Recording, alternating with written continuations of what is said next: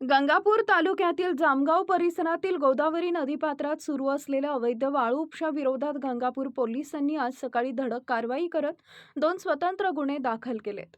या कारवाईत 2 बोटींसह एकूण 16,48,000 रुपयांचा मुद्देमाल जप्त करण्यात आलाय. गंगापूर पोलीस स्टेशन इथं अमोल नवगिरे राहणार जामगाव तालुका गंगापूर, त्याचा भागीदार सुदाम संजय चुंगडे राहणार पेंडापूर तालुका गंगापूर तसेच बोटीवरील चालकाविरुद्ध भारतीय न्याय संहितेच्या कलम 303(2) अन्वये गुन्हा दाखल केलाय.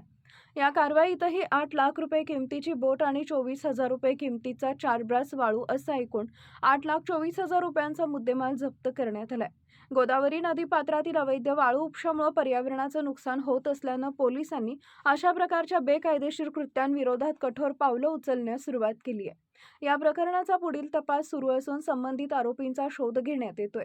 ही कारवाई पोलीस निरीक्षक Kumarsingh Rathod, police head constable Vishnu Bapte, police कर्मचारी विठ्ठल जाधव व त्यांच्या सहकार्यांच्या पथकानं यशस्वीरित्या पार पाडली. अवैध वाळू उपसा करणाऱ्यांविरोधात अशाच प्रकारच्या कारवाया पुढेही सुरू राहणार असल्याचं पोलिसांनी स्पष्ट केलंय.